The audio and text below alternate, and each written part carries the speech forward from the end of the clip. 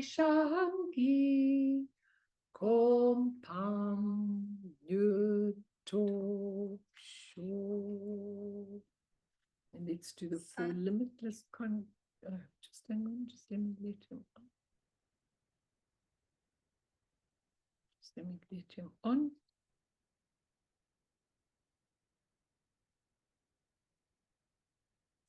May all beings have happiness and create the causes of happiness.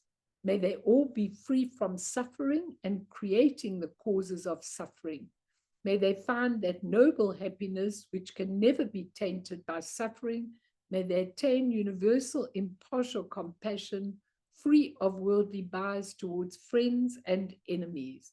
Semchen damche dewatang dewe jutang den ba juchik, dungal tang dungal chichu tang trawa juchik, dungal mepe dewa tampatang mindra wa juchik, nering chak tang ni tang trawe tang nung chempo la ne pa juchik. Shem, I wonder why Martin isn't able to get on. I don't know what to do. I'm here. I'm here. Oh, you did? Okay. Yeah, but well, anyway, I'm on my phone, not on my laptop. It's fine. Don't worry about it. Okay, so tonight we're going to do the last of that whole series of merit and wisdom. So those of you who haven't been listening to the last few, it's good if you go back and catch up. You know, there is going to come a time when I'm going to move and then I won't be here. So it will be nice, you know, if you can catch up to the last few so that you see it in its right sequence with accumulating merit, the different ways, the purification, the accumulating of merit, and then the wisdom. So I want to start with a little story which goes like this. Once there was a wise woman who stooped down into a stream to drink some water. As she bent down, she saw a precious stone and picked it up and placed it into her bag. A little later, she came across a weary and hungry traveler who asked her for food. As she opened her bag, he saw the beautiful stone and asked her for it. She gladly gave it to him. He went away delighted that he would be provided for the rest of his travels. The next day, he returned to the place where he had met her, and seeing her, he stretched out his hand to return the stone to her. Please, wise lady, I return your stone to you so that I may request a little of the great treasure within you that enabled you to so easily give me this stone. Okay, he rather wanted the wisdom than the stone. And I think that when we have these choices to make all the time, because I think that when we decide on the actual necessity of accumulating wisdom, this is the kind of choice that we face every day. Because, you know, I'm explaining to you that this woman from the group said every time she had a child that was this or a person that needed her, that goes on for a long, long time. It really does, because these are choices that we really have to make in our lives and are very, very important. So you face this and you have to pursue the path of samsara to which we are totally conditioned in order to satisfy the needs and the security of our ego, which doesn't even exist per se, or this is the choice, to transcend this to true ultimate wisdom, which is beyond these needs, beyond causes and conditions. Now, there are causes and conditions, hello, Pam, that cause us to get wisdom, but we are going to talk tonight moving even past those, some of the causes and conditions, but moving past it, but it takes a lot of determination and courage, because this type of wisdom is really beyond intellect and ordinary knowledge. You know, and in our society, you are looked at greatly if you have made a lot of money, if you have attained great intellectual knowledge and everything. I'd like to see your face, Patricia. Okay. And you too, Sind, if you can. So we really, really, really have to be very, very, very sure when we are going on this path, because the masters take a lot of courage to get there. So this little story would explain it in a perfect way. Ananda, who is the Buddha's assistant, said, disciple to the Buddha, I think there has never been a teacher as great as you, nor will there ever be one so great in the future. The Buddha asked, Oh, Ananda, have you known all the awakened ones, all the Buddhas of the past? No, honored one. Then I suppose you know this awakened one's mind completely. No, honored one, I do not even know your mind completely. Then how can you make such a bold statement? He says it's better to talk of what you know than to speculate foolishly. Now, let me tell you why I've told this story, because we all speculate foolishly. I turn on the news definitely every day. Every day I tell myself, I think I'm going to watch less and less, and I don't. Every day I turn my phone on and I see what's going on in Gaza, what's going on in Israel, what's going on in all the different places, what's going on, what's happening with these negotiations and everything. Every day I have to look. But then I realize that the people who are giving the news are people who want to give the news the slant they need to. So if you turn on this program, you get that slant. If you turn on that program, you get that slant. You never really get the truth. So that is why the Buddha said, don't speculate, Ananda. Only speak of what you know. It's a great pity that none of us, really are able to do that. And you can debate that with me. Of course, as we've all been discussing over the weeks, to reach this wisdom, you do have to have accumulated a considerable amount of merit, even beyond the causes and conditions. It has to come from one thing and one thing only, never separating from the nature of Dharmata, the nature of your true Buddha awakened mind, wherein pure motivation is totally natural and merit spontaneously accumulates. Now, without merit, without any merit, we simply cannot get the immense connection. We cannot understand the immense connection to our true wisdom nature, because without merit, there's no motivation to do it. So if you haven't accumulated merit, you just don't have a leaning towards it. Some people come into this life, they have the most unbelievable, I just saw you now, Marion, the other Marion, I see you all the time. When you come in, when you've got the merit, you have the motivation to find the truth. But if you haven't accumulated merit, you cannot find the truth. It's really difficult. And also, think about this. If you've got conducive circumstances, that is also accumulating merit.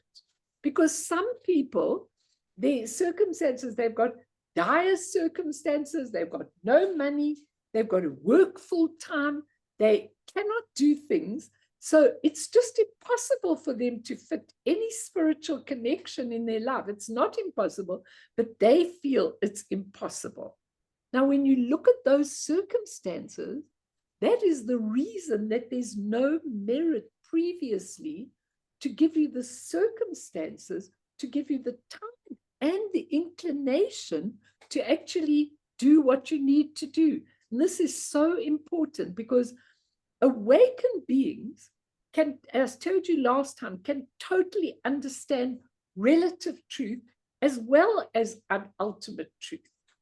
And so while they live in their wisdom mind, with their wisdom eye, with their wisdom speech, with their wisdom Vajra body, they fully understand sentient being. They understand samsara. They understand our motives. They understand everything. And when they have to go through relative suffering, it's usually because they're teaching us.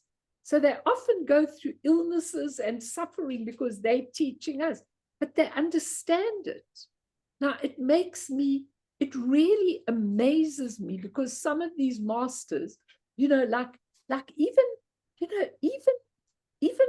when someone close to them dies, or when they've got to do things in their life, or like when you go to Lama Yeshe, and sometimes he could hardly walk, he was walking on his walker, and I would go, how are you? He'd go, if my mind is okay, I'm okay. Now, how many of us have that kind of inclination to actually use that wisdom mind to see everything? So actually, every single thing that happens to them, they really are very grateful for. They bow to it. They bow because they know this is the thing that's going to clear their karmic imprints, if they've got any left. And this is the thing that is going to give them the space, the purification, to be able to give to other sentient beings all the things they need. Now, when we go through lousy things, when we're going through a hard time, we don't see it like that. We think, poor me. Look what God's doing to me. Look what the universe is doing to me. Look, no one ever does anything to you. We all do it to ourselves. It's unbelievable. Because when we're going through difficult circumstances, we can't bow to it and say, somewhere I created this and I need to accept it, and I need to bow to it, and I need to see it through wisdom eyes. So this is really important. And last week, we were talking a little bit about the parameters, the 6 parameters or the 10, which is generosity, ethical discipline. I think morality is a very important thing. I think there's no morality in the world anymore, if you want to know the truth. I really think morality is very scarce, okay? And patience, none of us have got patience, least of all me. And so every time I'm in a traffic jam or I'm late for something, I just go, parameter patience. This is something teaching me patience. And it's really important.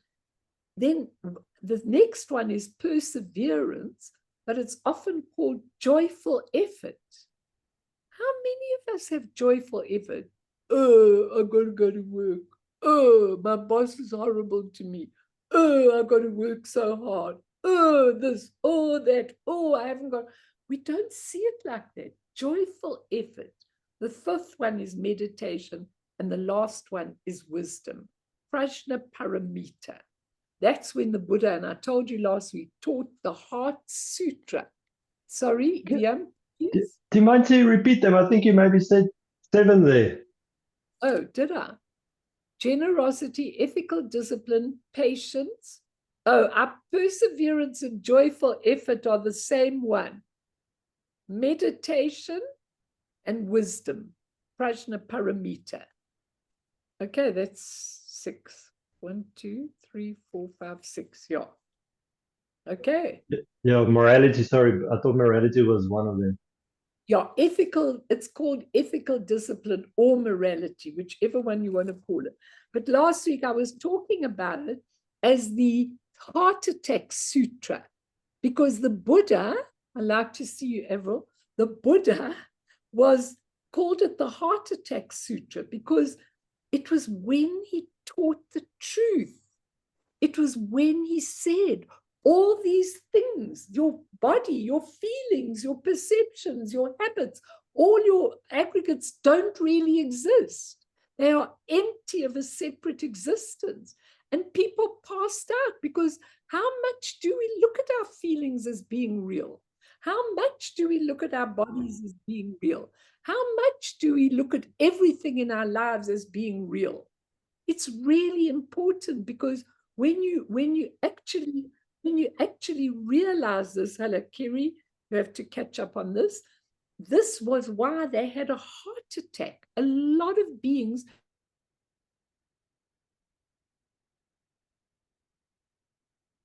thing that I've attached myself to is actually not even a tangible thing.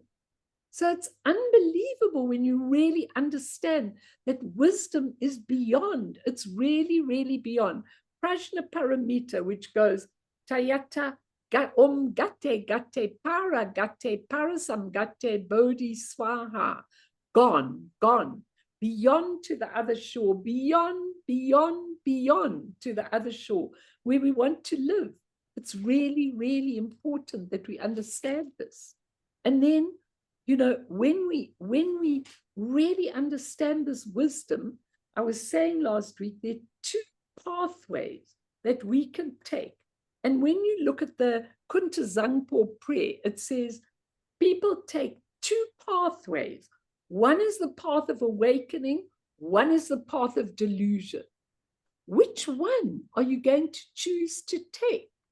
Remember, even if you want to be successful in your life, you can still take the path of awakening, because the path, that's what I'm trying to say, the Buddha knows everything about the things that we're doing in samsara, as well as the ultimate truth. So we have to actually choose that, and it's really, really important that we do. And it's important that we actually see all these things very, very clearly, because it changes absolutely everything from our lives. And we have to decide, are we going to look at life through our ultimate nature, or are we going to keep looking at life here and not being able to see it? I always give the example as if you're in a forest, you get lost going out. Now you take a helicopter and the forest is just one square. This life and whatever you're going through is one square, one dot, one grain of sand, nothing more. So why do we attach so importantly to this? And I'm going to give you some of the wisdom stuff about it, because it's really, really important that we see that the ultimate nature has always been present, always was present, and always will be present. Okay, so this is what I said Tulku Urgyen Rinpoche says, and it's one of the most important states. He says, our deluded state hides from the truth. He says, but it's this profound state, this state of knowing, destroys the delusion. So he said, everything comes out of this true state, and it's only this true state that can dismantle the entire drama of delusion by recognizing your true nature of mind. So at that moment of recognition, says Tulku Urgyen Rinpoche, and you should hear him when he says it with absolute emphasis, with all his power. He's giving it into your heart. He says, at that moment of recognition, no delusion can be recreated. He says, if everyone could just understand this, it is mind, your awakened mind, that creates the delusion, but it's also the awakened mind that can let the whole delusion collapse. Isn't that interesting? You've got to understand that it is the same energy that comes out of the beautiful essence. But whether you see that energy as anger or mirror-like wisdom is up to your training. So you decide when you're in a hard state, let me try and lift and see. It's not lifting up, it's going through the Kati channel into your wisdom eyes, which operate through your physical eyes to see the truth. So hard. I'm telling you this because this is what the masters really say. And we have to collapse that confusion. So at the end, I'm going to talk about the negative emotions in more depth. But those negative emotions, he says that 84,000 disturbing emotions.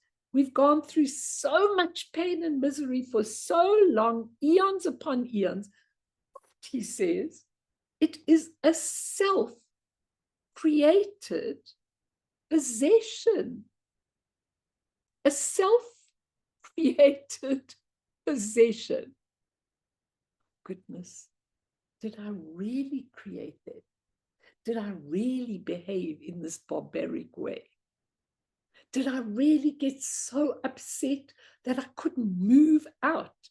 I'm looking back and I'm seeing, did I really do that? Your self-created possession, okay? Nothing is solid. And he says, we never realize that this life is like a dream, and sooner or later, we will wake up from the dream. The moment we recognize we're in a dream now, the collapse of confusion happens. All the realms of samsara disappear. Just like that.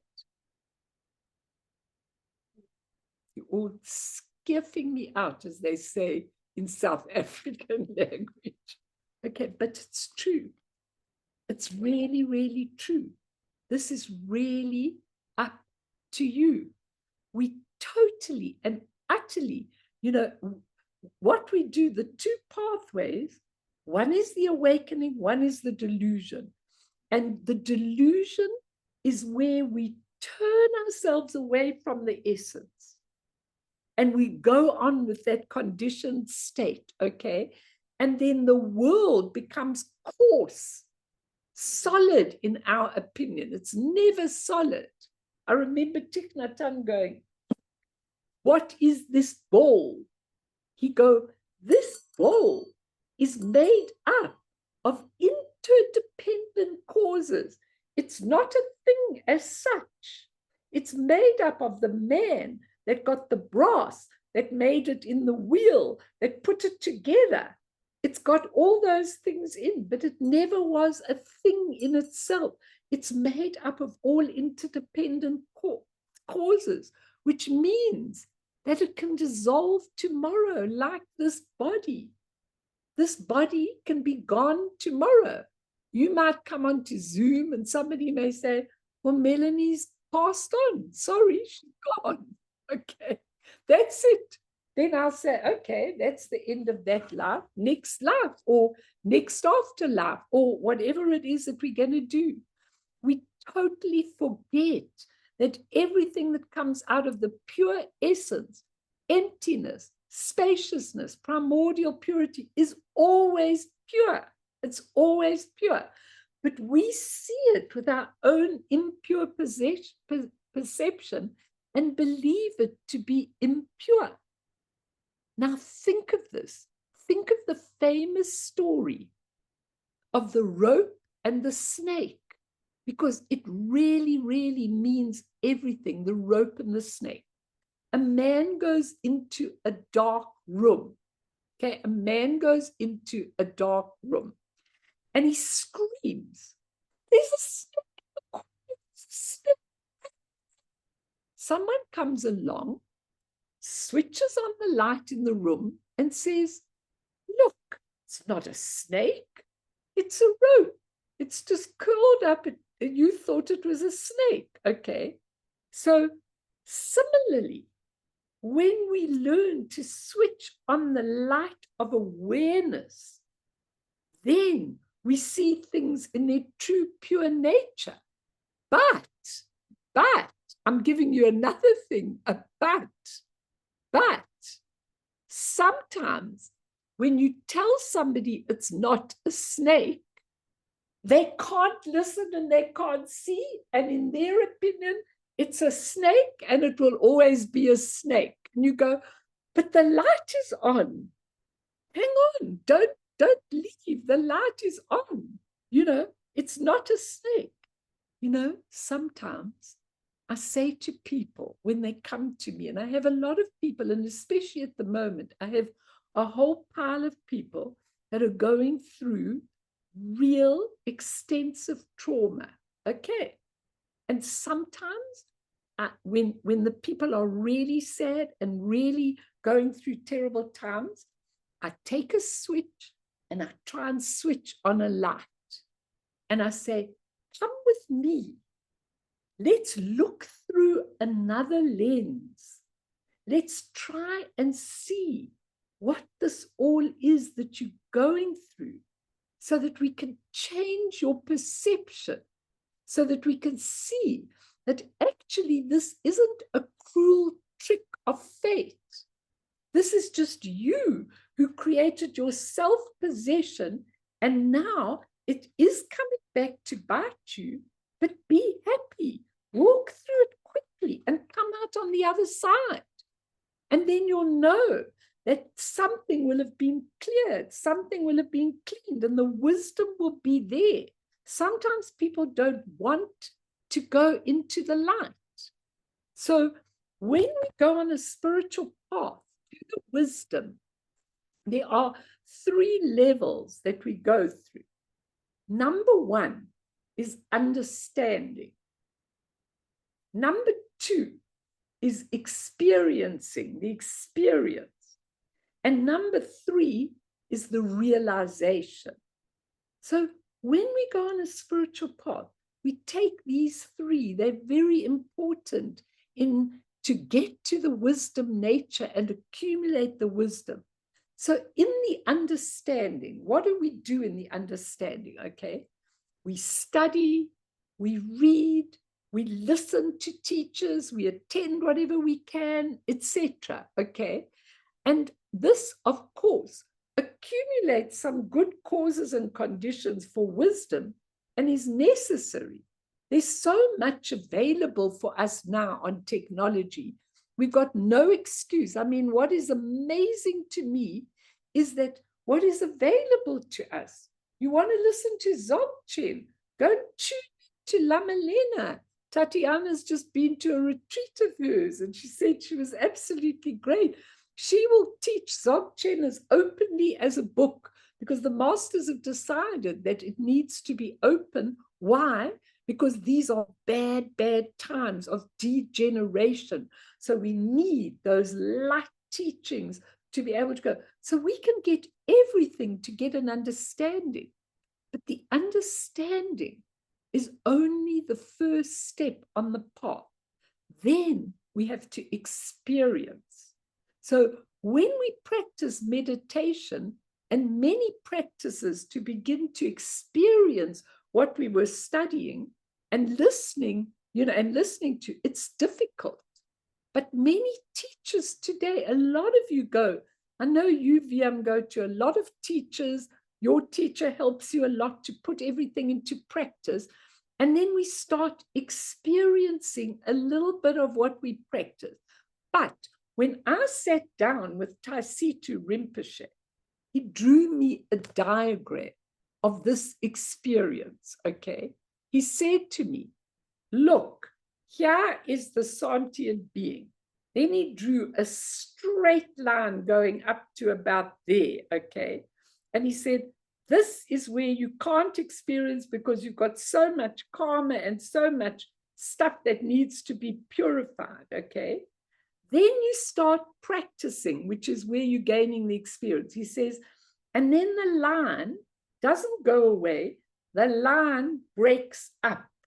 So it's broken up because now you're starting to experience. But he says, what you experience when you start your practices and meditation is called rolling nyam, N-Y-A-M, rolling nyam. Because rolling nyam are these experiences that you have, quick experience. And he says, never get attached to them. Never get attached to nyam. They're just the experiences that start developing in your practice, but you don't get attached to them. Like all the masters say, if you experience clarity, if you experience non-thought, if you experience bliss, don't get attached to them. They're just part of the nyam as you're going up the path, right up to Rigpa. Rigpa, when you get to the box of Rigpa, he drew it for me. When you get to the box of Rigpa, you are through and liberated. It's absolutely amazing. Okay, but in the second one is experiencing. The third one is realization. One day, sooner or later, we start realizing. Okay? Guru Rinpoche says, and I'm quoting him, when understanding is complete, realization is inevitable. Can I read that again? When understanding is complete, says Guru Rinpoche, realization is inevitable. So you just keep on understanding and practicing and understanding and experiencing and understanding and experiencing. Then what happens is little glimpses of that accumulation of wisdom, realization of what? Okay, let me see what you're asking. Please ask it, Tuts. Ask it out. I love it when you do that. Come on.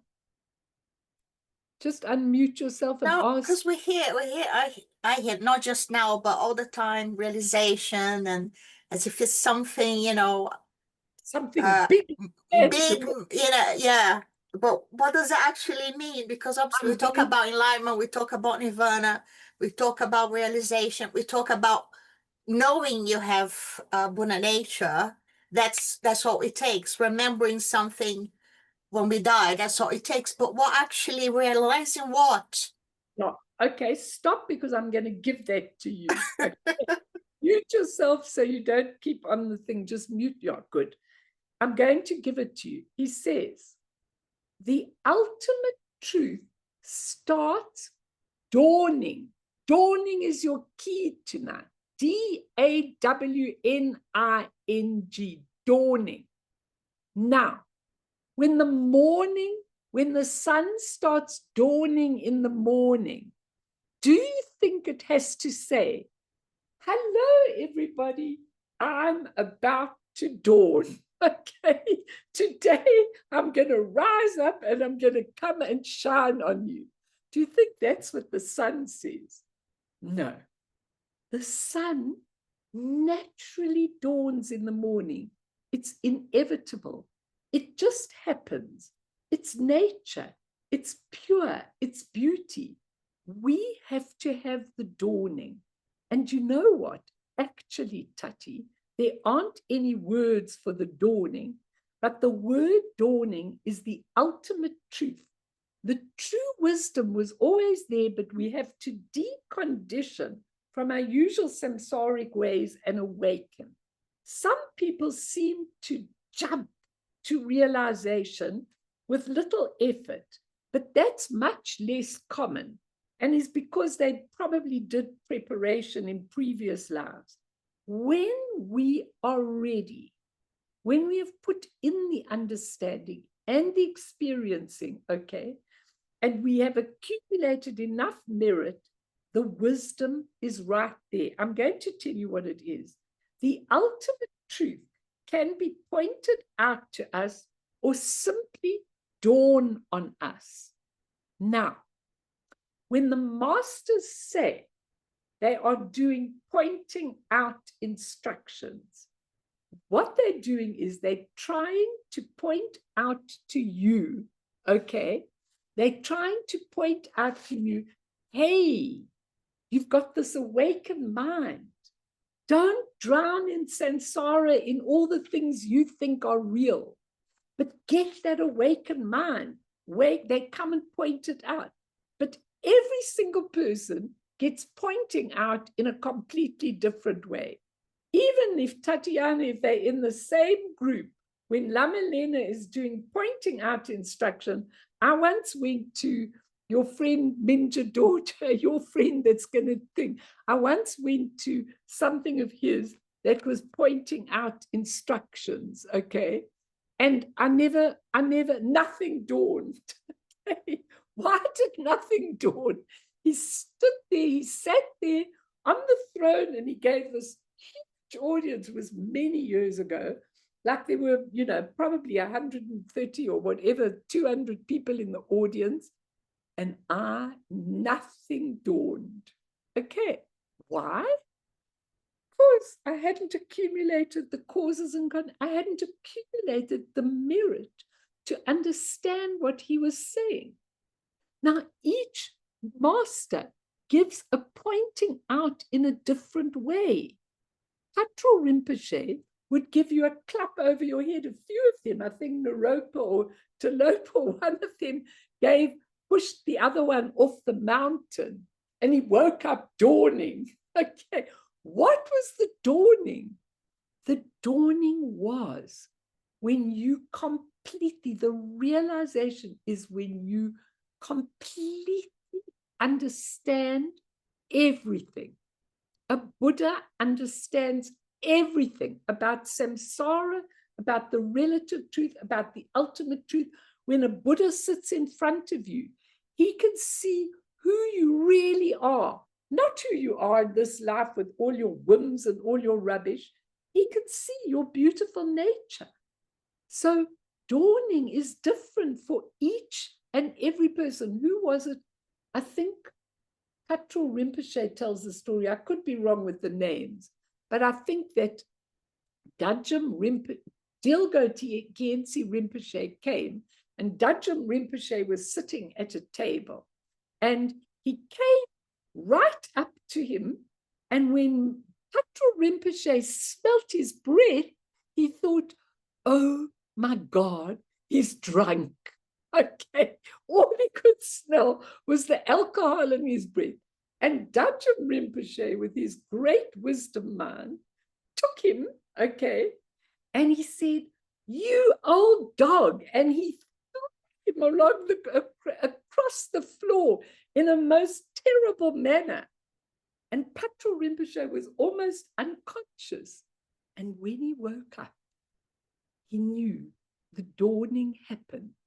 And he knew that even in his judgment, he was always presuming, like my first story where the Buddha said, don't speculate, because he might have had alcohol to drink, but that wisdom mind never got tainted by alcohol.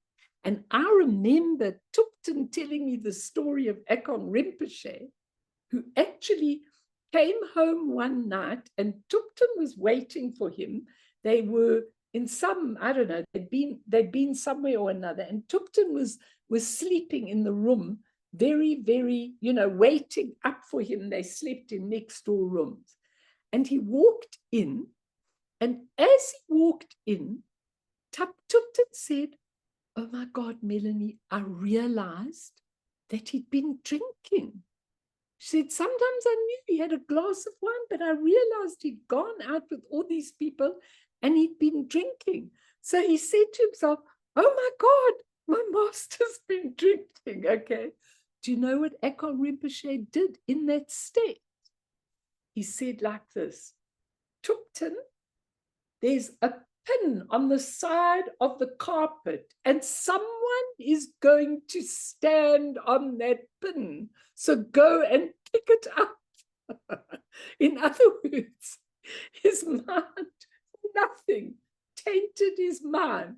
When you're in realization and you've had something to drink, you can see the pin on the side of the carpet, which we can't even see. Because you see everything when it's dawning. Now, I'll stop after this, but I want to give you Gambopa's 4 dharmas, because they are so relevant. This can be a whole teaching on its own. But I'm going to just give you the very basis, and then you can question me on it.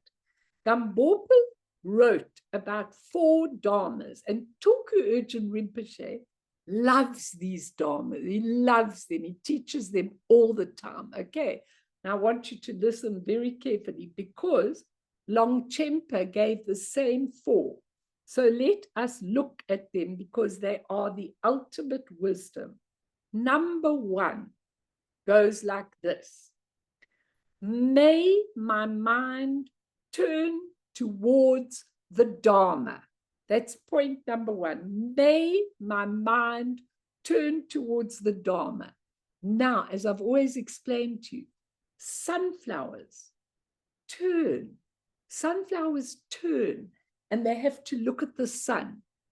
Why we are given the 4 mind changes, contemplations right at the beginning is because they take the mind and they turn it in a different direction. Precious human birth, impermanence and death, karma, cause and condition, and the suffering in samsara. Those 4. I told them yesterday that Tenzin Wangyal Rinpoche had to contemplate them for 5 years only.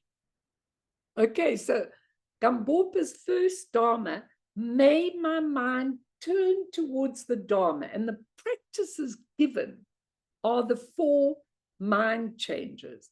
Best you really, those of you that haven't done them or have done them too scantily, you go back and do them. I'll send you information if you want, whatever, but it's really important. That is Gambopa's first Dharma, and you'll see why it's important.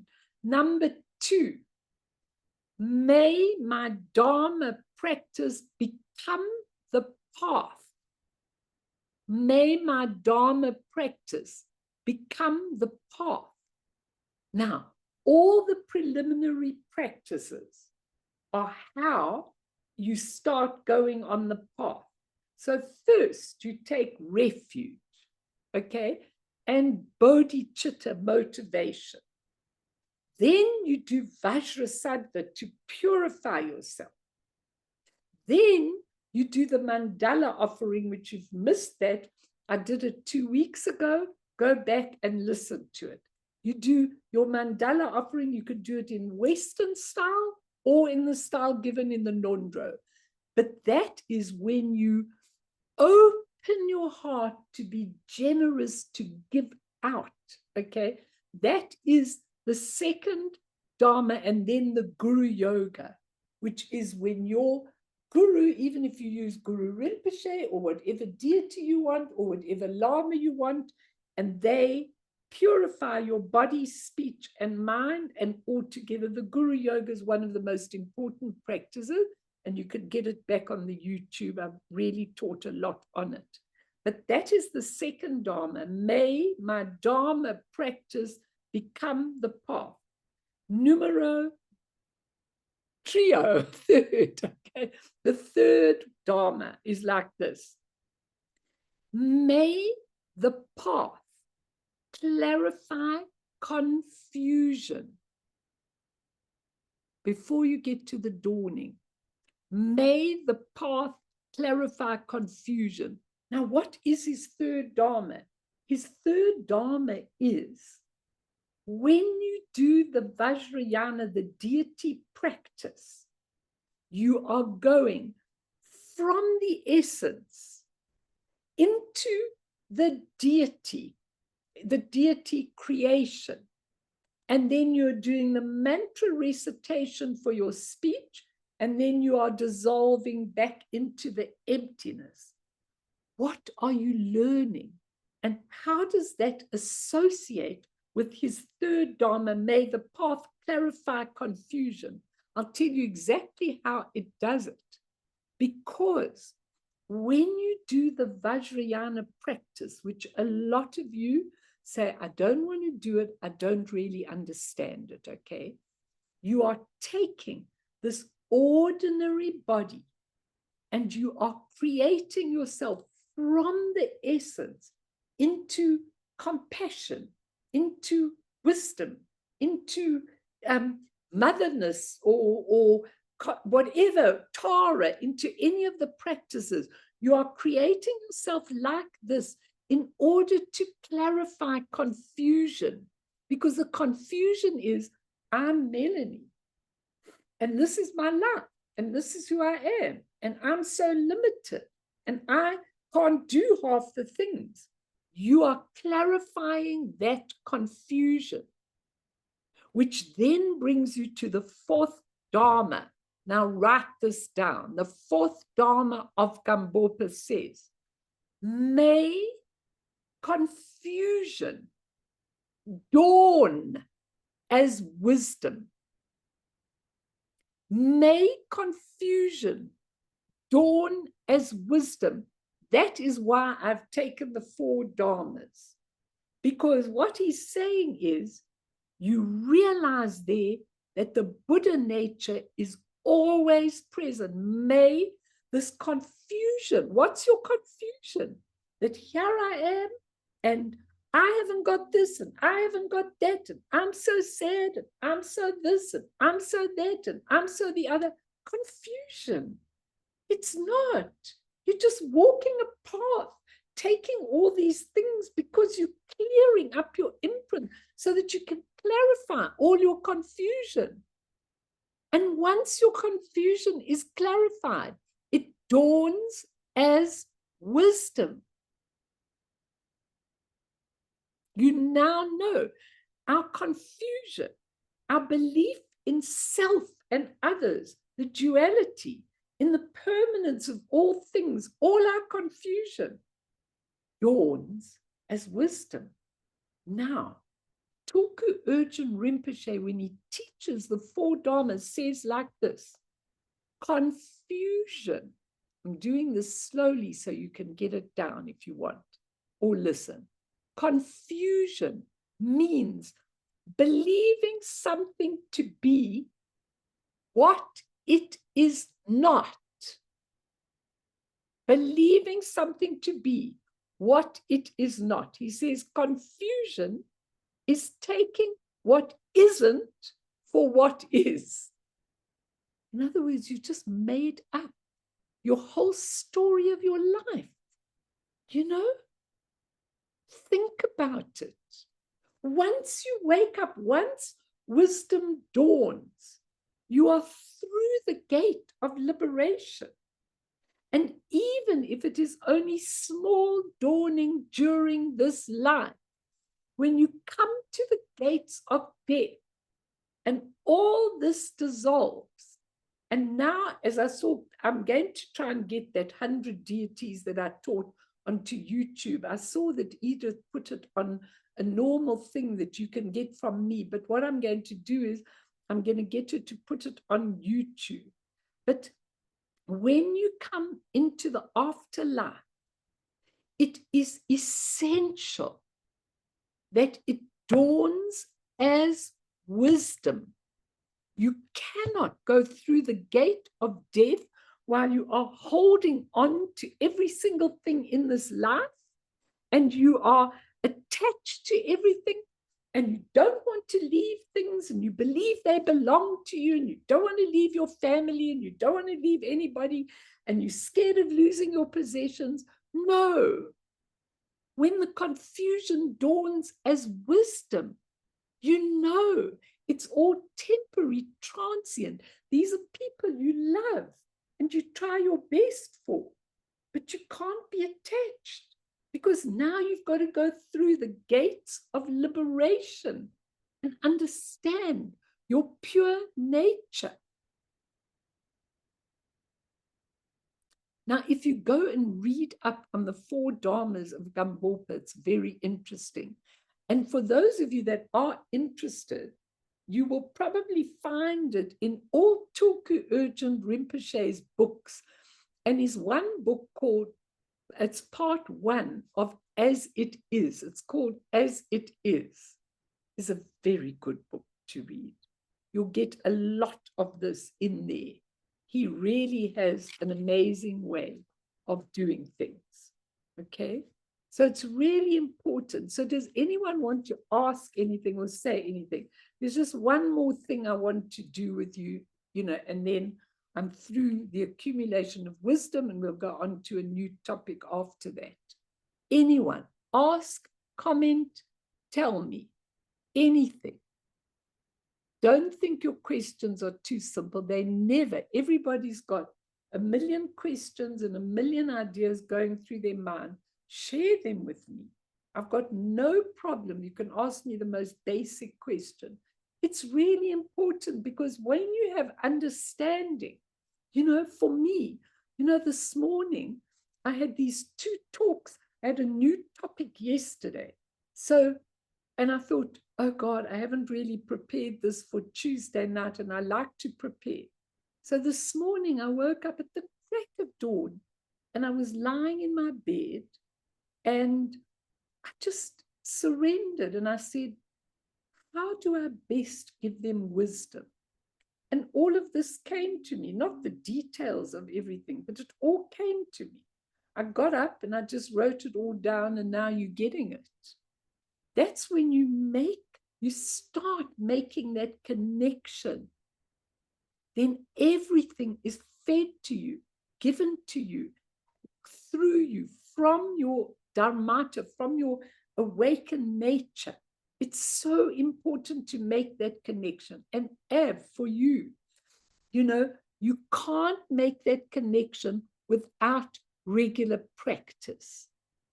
Now, as I said to you, when we do the discussion, and next week when we do a discussion, you can ask me, I have no problem what all of you do in your practice, as long as your heart is pure and you are open, and you can really open to some of this stuff, because you see, the practices, they teach you. And when you do them on a regular basis, the practices, they start dawning. Like, I love my Taras and I love my Guru Rinpoches and everything. And I get so much from Tara. I often go to Tara. I love green Tara and white Tara. Those are my two Taras that I work with. And a little bit the red Tara, Tatiana, that I got from her crew. She does red Tara. But you know what? I call to Tara in me to use her wisdom of perfected action through me. And I call on my Guru Rinpoche in me. Those are in you. Those are absolutely who you are. Questions? Kathy, did you want to say something? Please. So, I think it's a comment about the pointing out instructions. So you're only going to get pointing out instructions once you've done one of those courses or one of those long-term courses. I can't say to you that's true. You see, it depends on your background. Okay. I mean, know that when I came into Buddhism, Ekong Rinpoche and Lama Yeshe Rinpoche told me to teach straight away. They both appointed me as teacher. Now, clearly, I mean, I didn't know I was really ready to teach Buddhism, but clearly they appointed me as teacher because they were looking beyond. They were obviously seeing long before that I'd come this whole road, And the thing is that it's really, really important because your pointing out can come in the strangest way. Don't imagine that you sit behind. And I think that why I say about the practices, at least the mind changes, the 4 mind changes, because I know that you've got to prepare the field. You've got to till the field. You've got to put fertilizer in a field if you want it to grow. You really, really do. And the thing is that it's so important that when they give you these practices, and sometimes you think, and I'm lazy, and I'm not going to do this and all of that. I cannot tell you, because that's the one thing, I always say to Guru Rinpoche, I get about a 90 for effort. Okay. Because I'm so disciplined. I put such an effort in that even if I'm bungling in everything else, I go, give me a star for effort, a gold star. Because I never stop trying. I never stop trying. Why? Because if you just touch that, it was so amazing on Sunday. Here were all these people in the shrine room and everything. I'm coming to you now, Tati. And then they came up to me, and one or two said to me on Sunday, oh, Melanie, you really helped me years and years ago and everything. I don't even remember their face, Kathy, because I helped them about 30 years ago or something. I don't even remember, you know. And this girl said, and now I found you again. I go, perfect, you know, you found me.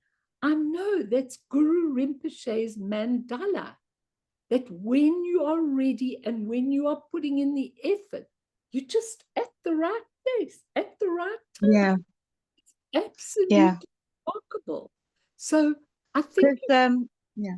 oh, sorry, go on. The other thing I wanted to say is that the whole field is really vast. I mean, there's people that are away on retreats for many years doing very intense courses. There's different Sangha centers, there's different teachers, there's Westerners that are attending, you know, going to do these things and doing what they can. So I wonder, is it all like an all or nothing?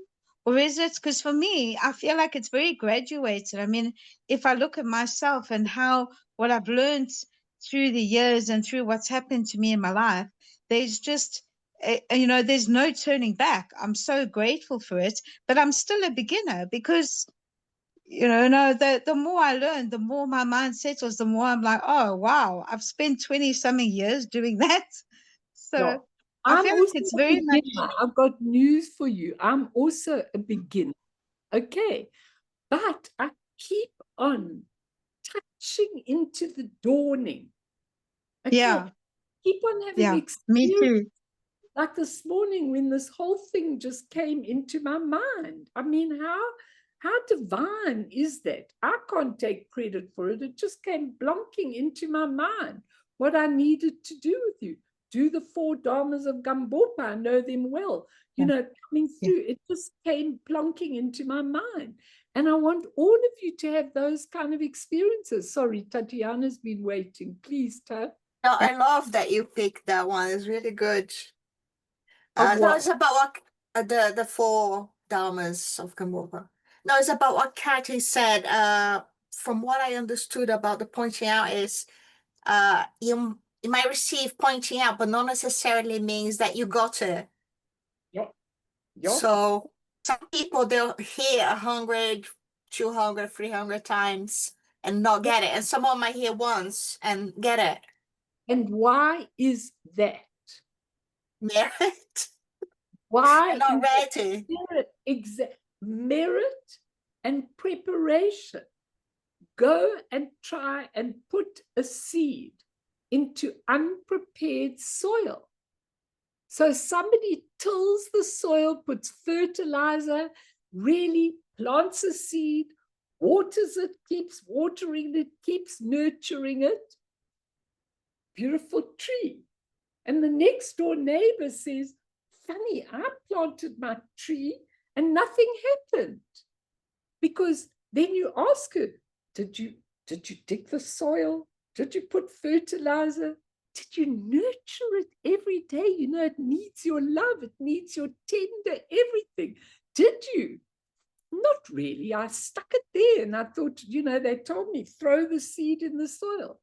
No, it can't. You have to be able to put in your passion, your love, your everything that you've got. Viam, please. Hello, everybody. Yeah, okay. Can you hear me?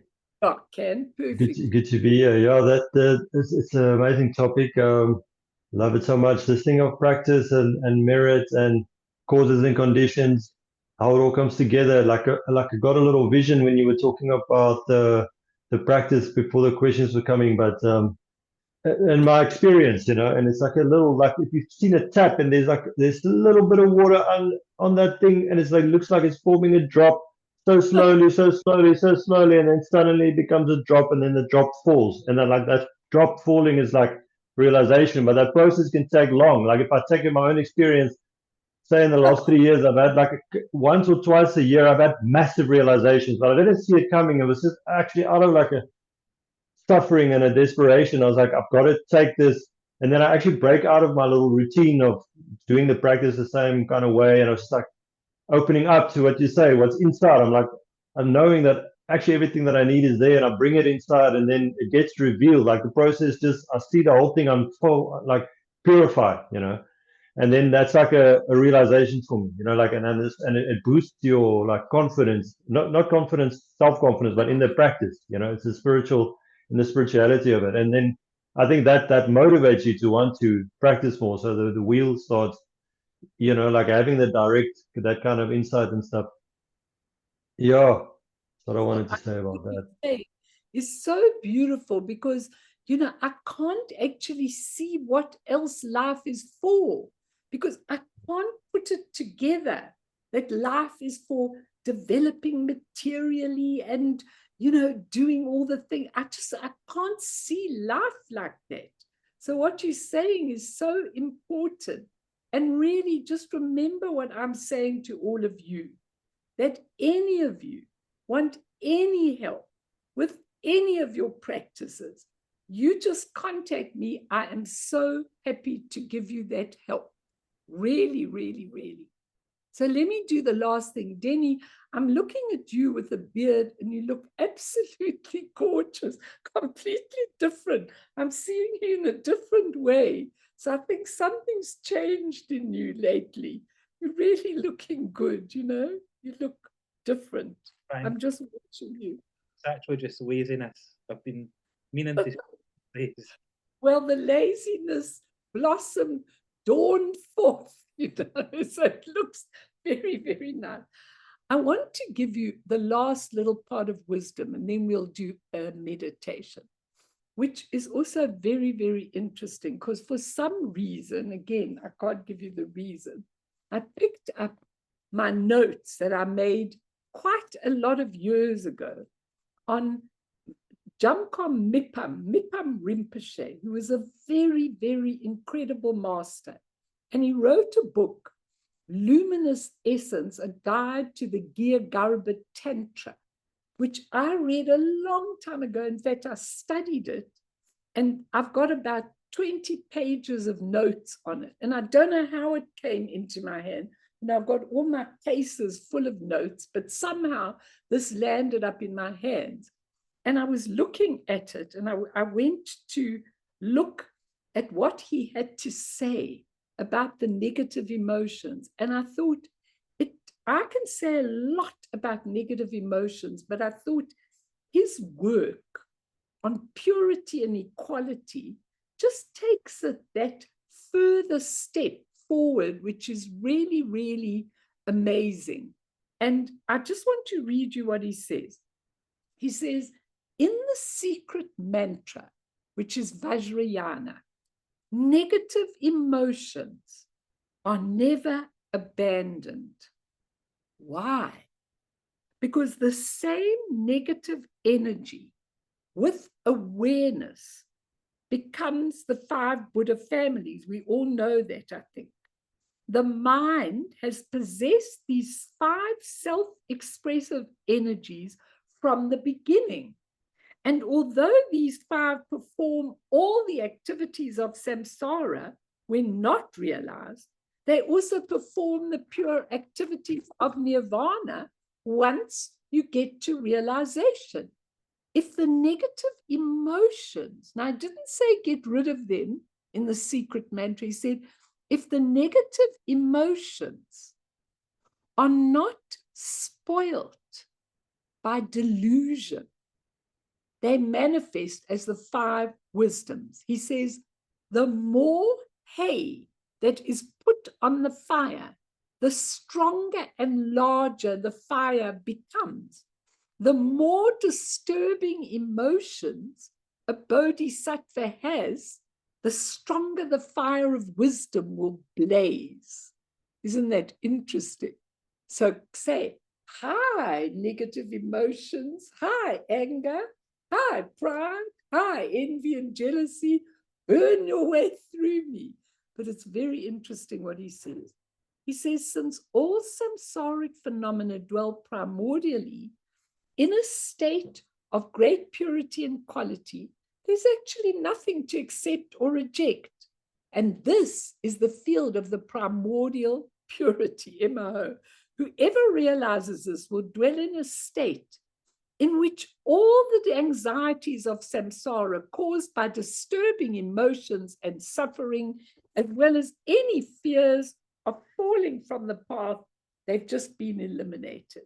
He says, when you have a dream in which you are being swept away by a river, okay, those who recognize they are dreaming are not scared. So if you're dreaming that you're drowning in a river, but you recognize your dream, you're not scared of the drowning in the river. Aware that these appearances will disappear once they wake up, they will do their best to wake up. He says, if the disturbing emotions, now this is really important, if the disturbing emotions are embraced skillfully, their identity can change into virtue. So there are 3 reasons why emotions are not discarded in the secret mantra vehicle. He says, number 1, the 5 disturbing emotions are associated with the Buddha families. Number 2, wisdom dawns by skillfully taking these negative emotions as the path. And thirdly, they are the essence of wisdom when you embrace them with realization. So interesting. Now listen, where's Mimi, Marion? She gone off? Because I know she loves all this. Oh, there you are. Okay, now I can see you, because you'll find this very interesting.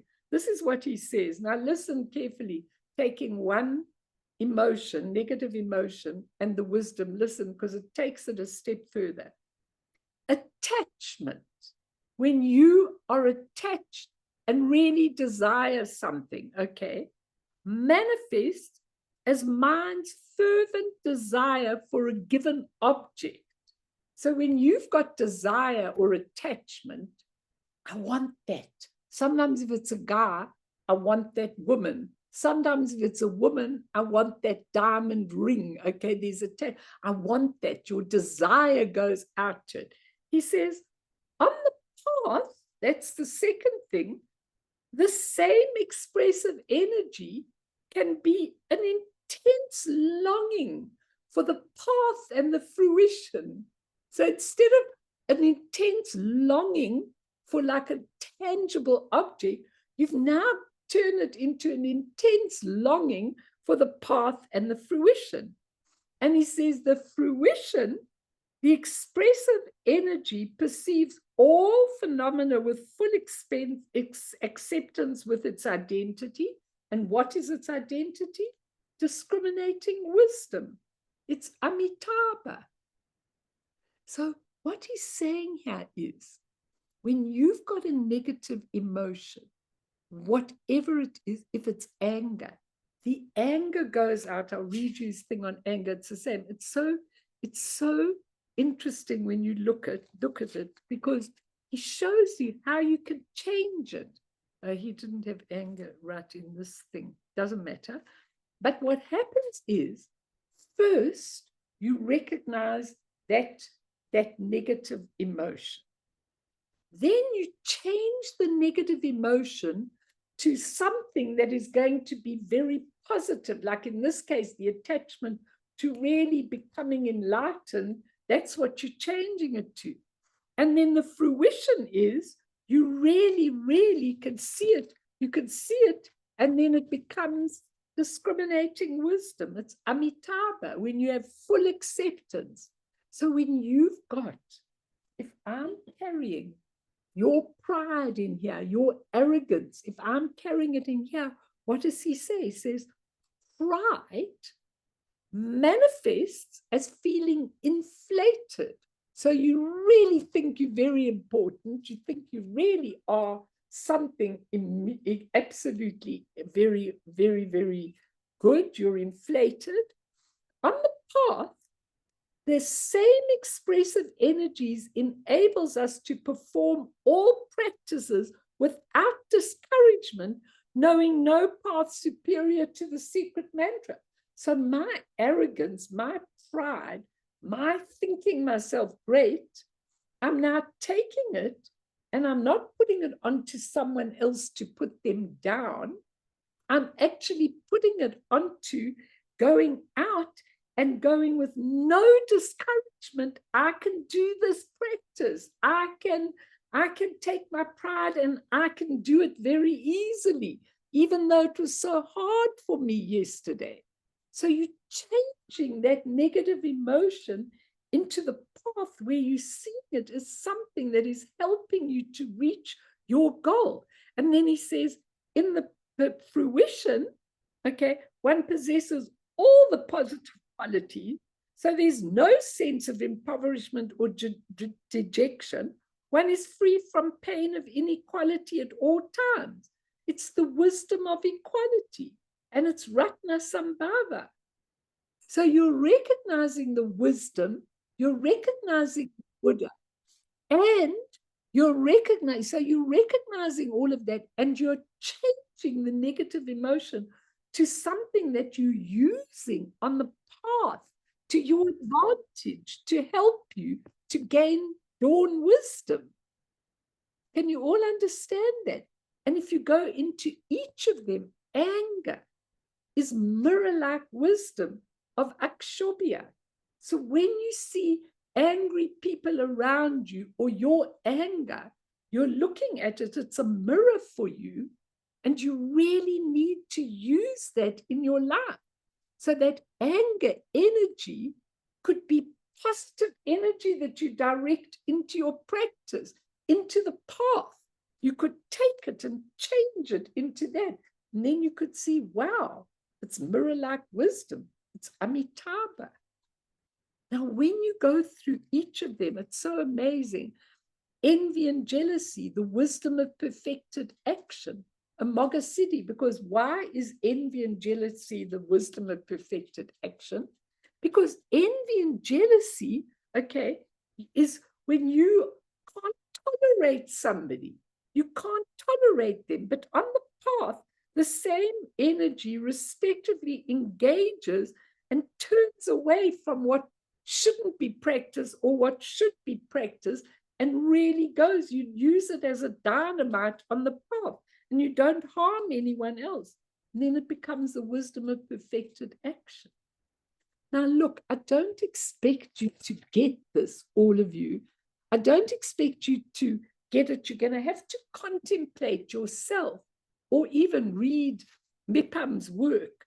But what he says in the end is very, very interesting, because he says the mind has possessed these 5 self-expression energies from the beginning. Hence, although these 5 perform the activities of samsara when not realized, they also perform the pure activities of nirvana once they realize it. So you're taking your negative emotion and you're putting it to great use on the path, okay? And he says, thus, if one has lacks the strength and energy of these 5, one will be like an arrow that has lost its momentum. One will fail to fully accomplish the objective. He says, therefore, it's impossible to permanently stop the self-expressive energy of the mind. And there's no need to do so either, because if they're not spoiled by delusion, the disturbing motions are your 5 wisdoms. Don't throw them away. Put them to great use. Don't use them to harm people. Use them for great use. And he says, it's really interesting. And I wrote, fascinating to really experience this. The minute you step on the path, then the expressive energy starts to cause the disturbing emotions to change into not falling into the traps of samsara the way we perceive it in samsara. And then with fruition, the wisdom and Buddha manifest in our lives, and they're spontaneously compassionate, wise, with great equality and purity. And I wrote Imaho in my notes, okay? And then he says, so all the disturbing emotions will function as conditions for either faults or positive qualities, depending on whether or not they're used skillfully. Nevertheless, the essence remains the same. The way the expressive energy of the mind moves towards an object and how it functions. So if you're going for a defiled object, you change it, and now you make it a positive motivation to something really good in your life. That's what you're actually doing. He says, it's so interesting because aspiration for qualities of complete purification is not the same as when you are being negative. And he says, the more disturbing emotions a bodhisattva has, the stronger the fire of wisdom will blaze. All, this is the last sentence, all phenomena are actually pure and free from reference points. When this is seen, the 5 expressive energies of awareness will dawn as wisdom. Coming to you, Tati, now, okay? It's so interesting. Everything will change. Everything becomes free of all those things when you just see them in a completely different light. They're the same pure energy. You just got to change your attitude towards them and what they are, and then they change. Go, Tat? It's a simple question. It's how do we do that? Okay, you just start in the beginning with absolute awareness. Let's do a little meditation before you go. I don't expect you to get this. And also, you can go back to my YouTubes on the 5 wisdoms. You know, I did ordinary consciousness versus primordial consciousness. I did it over a lot of series, and there's 1 or 2 on the 5 wisdoms, and you can go and tune into them. I will teach them again and again. But the most important thing here, let's do it in a meditation, is your awareness. The minute the negative things come up in you, and you're starting to condemn yourself, here I go again, and I'm so angry, and I'm so everything. And then you think, maybe I could change the dimension of this. Maybe I could see it as a mirror. Maybe I could put it into positivity, the same energy. The energy is pure. It's just our perception that is impure. Cindy, do you understand any of this? Let's do some meditation. Yes, I'm making notes as doing this. I'm writing like a maniac. Okay, don't write like a Well, maniac. that's how it goes into my brain. Okay, but you know what? You've told yourself. It helps me. Okay, fantastic. But you know what, Sin? You could get this on YouTube afterwards, and you can stop. You can listen to the YouTube, you can stop and take what you need. Because what I'm trying, I know that you are struggling with yourself. What I'm trying to do is, I'm trying to show all of you that with the same energy, there's another way to tackle it. And if you can move into looking at it very carefully, you will one day be able to understand that everything that I am being given right now is perfect for me. I'm not talking about you. I'm talking about in general. It's perfect for me. This struggle that say I had last week, it's perfect for me. This person that I needed to help is perfect for me. These people that I met on Sunday that I haven't seen in a long time, it was a perfect reunion. So when you take everything that is inside you, all your negative energies, and you see you can put them to use, you say, hang on, the same energy is pure. I think it's impure, but it's actually pure. You can do it in another way. Let's do some meditation. I'll try and help you. So just switch off your sound, because otherwise it's going to echo when we do. Great. Everybody off.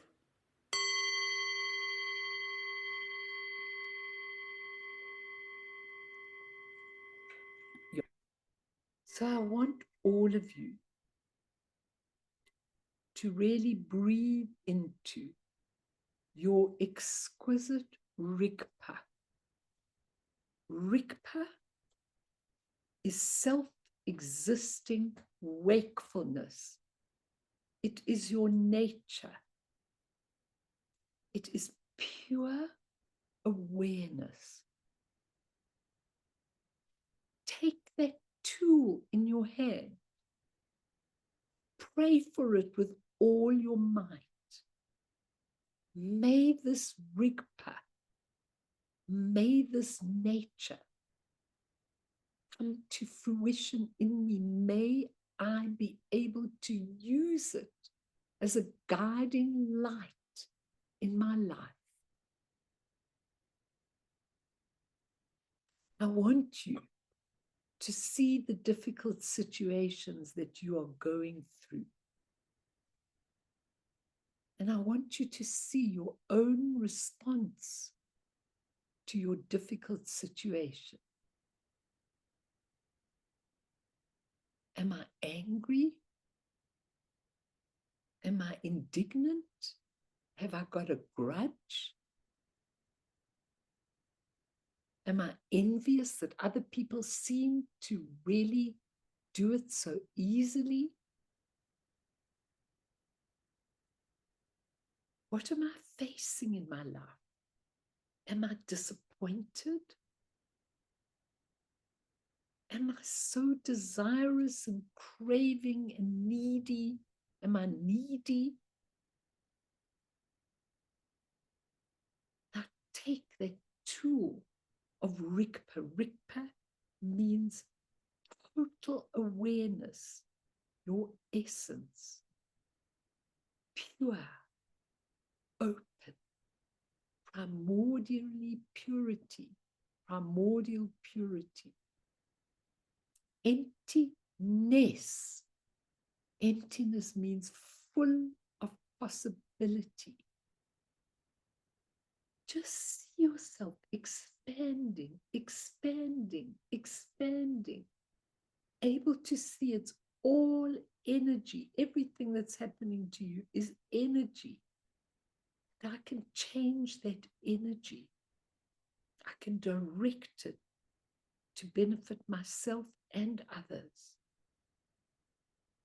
and to make my life meaningful.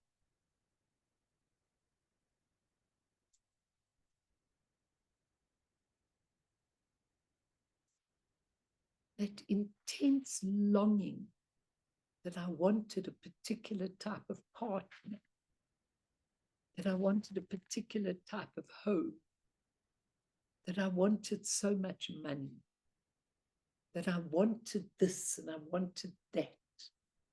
Ponder this and take that longing for a partner, for a home, for a place, for money, for material, for success in your business. Take that longing and make it a longing for liberation. If you take that with awareness, you will see that when you come to the portal of death, you will all walk through it so easily. You will leave behind everything non-attached, and you will walk into the clear light, or into one part of your true nature. And you will know. Just pray every day for that knowing. May I know. May I awaken. May I get the three kayas, the three bodies, the three enlightened bodies. May I attain them. Remember, everybody, before you go to bed tonight. The Buddha nature and all the Buddhas and all the enlightened beings, they have got hands stretched out to you. You have just got to make the effort to reach out, to do a little bit of practice, to do your Guru Yoga, to link, to ask, to be aware. And those hands, that energy, that space will come down to you so easily you won't even believe it. Not for your material things, because you have to have the merit, but for your wisdom. When you ask for it with all your heart, you connect with that exquisite Dharma Dhatu, which never went away. And once you are linked, it just starts to pour through you. And you're on your way to liberation. You're on your way to the dawning of wisdom. And let's just go back to Gambopa's last fourth thing, where he says, may the confusion dawn as wisdom. Same energy. It's just got to be seen in a different light, and you are free under that.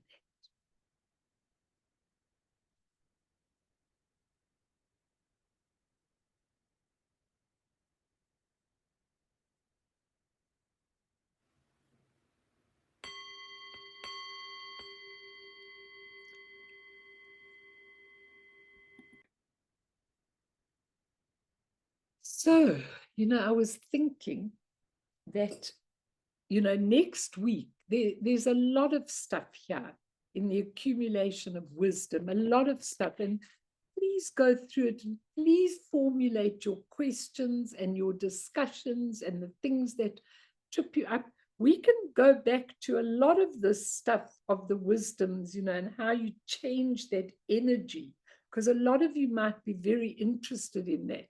Kerry, you might be interested in doing that with people's work, that you're doing when they're really in the negative and seeing a lot of negative emotion. You actually take them and push them. But so next week we can have, our discussion group, which is really important, and I've loved doing it. And then the week after, I was thinking, the week after, I was thinking, I just came across a book, Buddhism on the Couch, which is how the therapy works with Buddhism. And I thought I could take my own stuff and interlink them. I think it would be very interesting for all of you. So, I was thinking that might be a really nice topic to go to now that we've finished the merit and wisdom. Sorry, what did you want? The name of the book? Mipam Rinpoche's book. Mipam Rinpoche's book is, I'll just give you the exact thing. I've got so many pages here, I've got to find the beginning. You could teach about your notes, about Mipam, that would be nice. Yeah, you already have that prepared. Yeah, it doesn't matter, but Luminous Essence, it's called VM, Luminous Essence, a guide to the Gya Garbha, GUHYA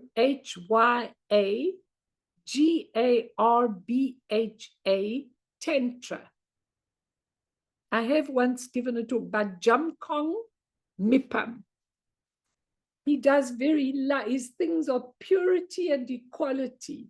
Those are his two things, that everything's pure and everything's equal. Those are his main teachings he always gives. I did give a teaching on it a long time ago, but I'm happy to do all of these. I've got lots of things, so many things I can do with you. Rowan, are you okay? I'll ask you afterwards. Let's just dedicate. Fee, you still there? And let's dedicate really, if there's any merit in this teaching, then let it go to all the suffering people, the hostages, the starving people, the wars, the terrible things going on, may it all go to all of these. And through this merit, may all beings attain omniscience, may all obscurations fall away from the stormy waves of birth, old age, sickness, and death. From the ocean of samsara, may all beings be freed. Sonam die tamche zipane topne nepe dranam tamshene cheganachi balap tropaye sipe sole doa dro warsho.